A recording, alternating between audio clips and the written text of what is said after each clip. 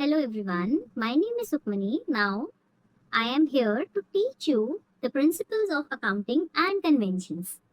So, very first thing that you need to know is what are accountancy principles and convention. Okay.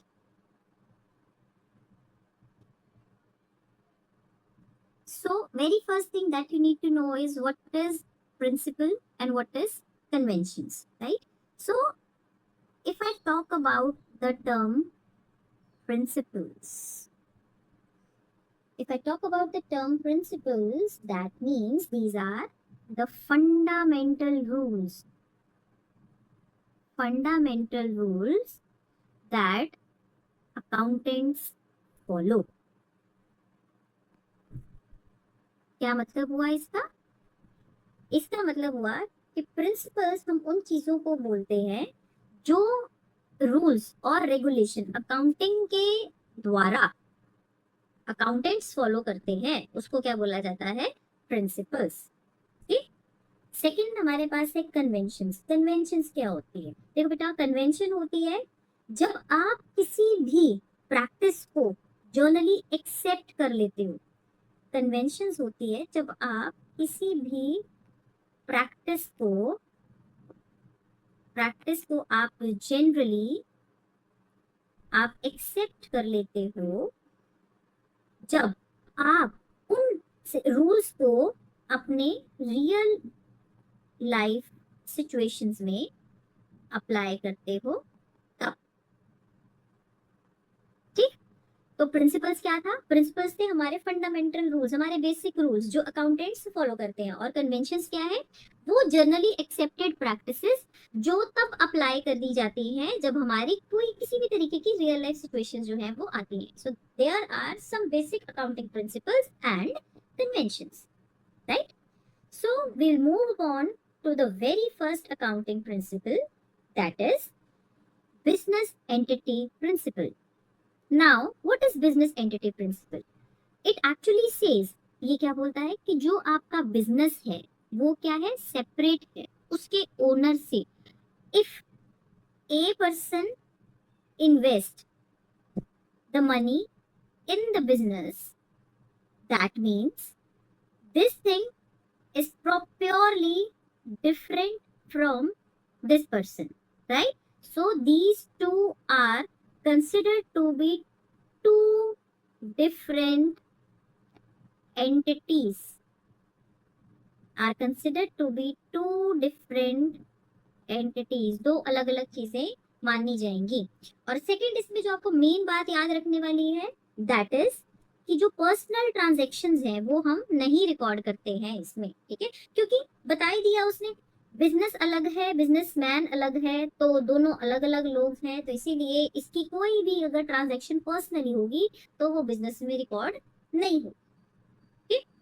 Second चलते हैं, money measurement principle. Money measurement principle नाम से ही clear करता है कि जो जो ट्रांजैक्शन होता है बेटा, लेन देन। ठीक है, अब वो जो लेन देन है वो इन टर्म्स ऑफ मनी अगर होगा तो ही रिकॉर्ड किया जाएगा, अदरवाइज वो कोई भी ट्रांजैक्शन रिकॉर्ड नहीं होगी जिसमें मनी का, पैसे का इन्वॉल्वमेंट ना हो। So only transactions measurable in money are recorded. Third principle is going concern principal.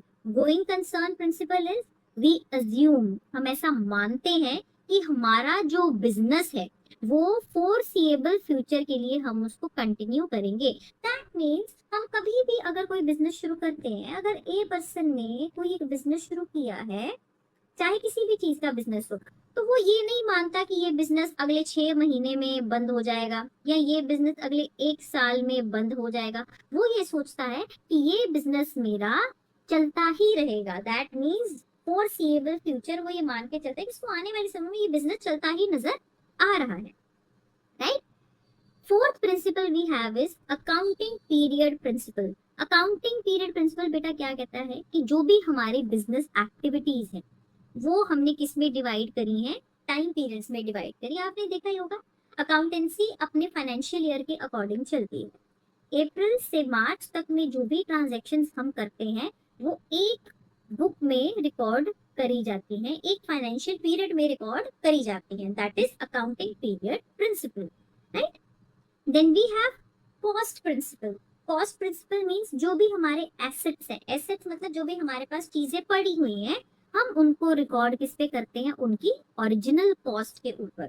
Originally हम उस चीज को जितने पे भी परचेज करके लाए हैं, हम उसको अकाउंटेंसी में उतने पे ही रिकॉर्ड करते हैं, okay.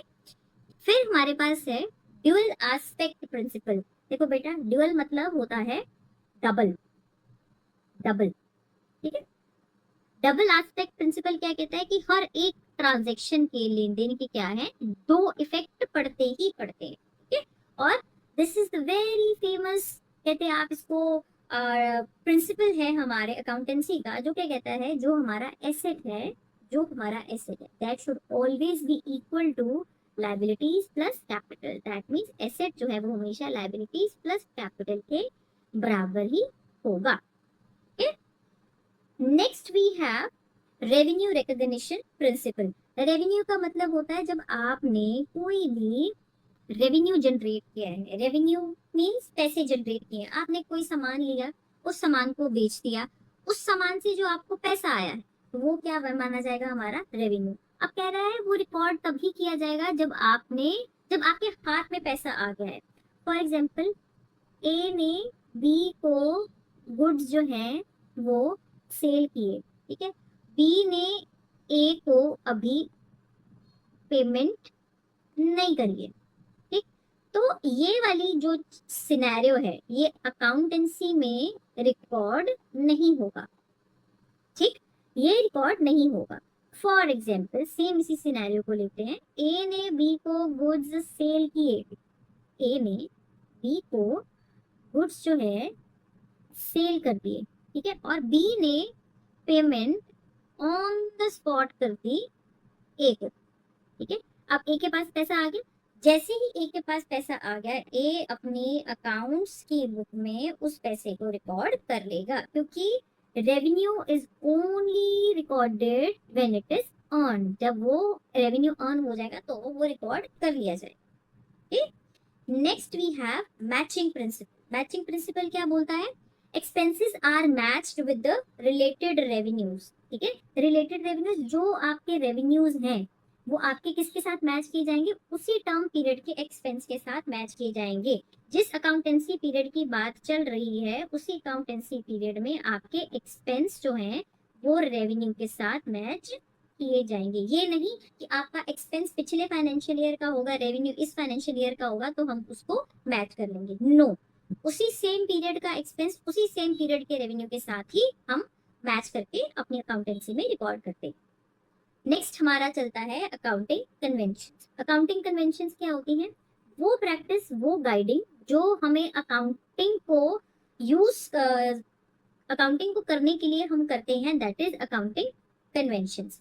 Very first accounting convention is conservatism. देखो बेटा, नाम से ही क्लियर है, कंजर्वेटिज्म।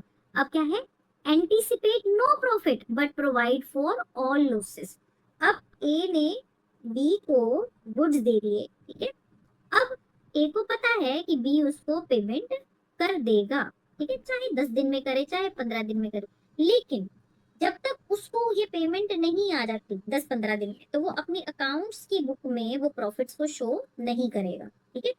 सेम अगर इसी सिनेरियो को लेके चलते हैं, ठीक है, अगर ए ने बी को गुड्स प्रोवाइड करवा दिए और ए को ऐसा अंदर से लग रहा है कि शायद उसको लॉस होने के चांसेस हैं, तो लॉस को वो रिकॉर्ड कर लेगा अपने अकाउंटेंसी की बुक्स में, ठीक है।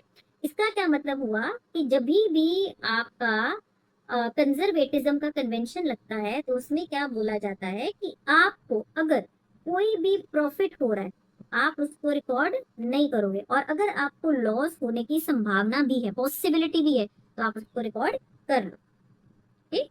नेक्स्ट है आपका कंसिस्टेंसी। कंसिस्टेंसी मतलब कि हम सेम मेथड्स को ही यूज करते हैं हर साल, ये नहीं कि अभी कोई और चीज प्रिंसिपल यूज कर लिया, नेक्स्ट टाइम हम कुछ और प्रिंसिपल यूज कर लेंगे, ठीक है। तो हमें एक कंसिस्टेंट मेथड को ही जो है वो यूज करके अपनी अकाउंटेंसी की बुक्स को क्या करना है, मेंटेन करना है, राइट। नेक्स्ट मेरे पास है फुल डिस्क्लोजर। फुल डिस्क्लोजर का क्या मतलब होता है कि सारी की सारी जितनी इंपॉर्टेंट इन्फॉर्मेशन है वो आपको डिस्क्लोज करनी पड़ेगी सबसे पहले, ठीक है।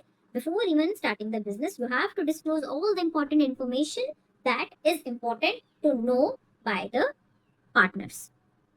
Then we have materiality. Materiality means only significant information is considered. Apart from this, that means इसके अलावा अगर हमारे पास कोई इमटेरियल इन्फॉर्मेशन है जिसका बिजनेस से कोई लेना देना नहीं है, हम वैसी इन्फॉर्मेशन को कभी भी रिकॉर्ड नहीं करते। लास्ट में वी हैव कंक्लूजन। कंक्लूजन में क्या है जी, प्रिंसिपल जो है वो हमें क्या प्रोवाइड करते हैं, स्ट्रक्चर, और कन्वेंशंस हैं वो हमें क्या गाइड करती हैं, एप्लीकेशंस।